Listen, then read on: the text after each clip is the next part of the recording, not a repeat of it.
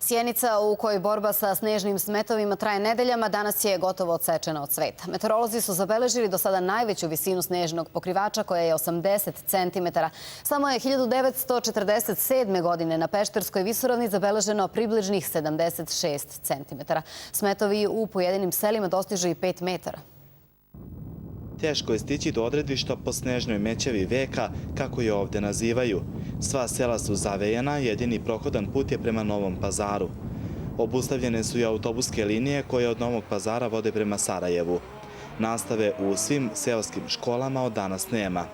Štab za vanredne situacije se saopštenjem obratio stanovnicima Sjenice i okoline da izbjegavaju bilo kakvo kretanje zbog mećave koja ne prestaje. Motornim sankama stiže se do bolesnih. Do sada nije bilo potrebe za evakuacijom ljudi.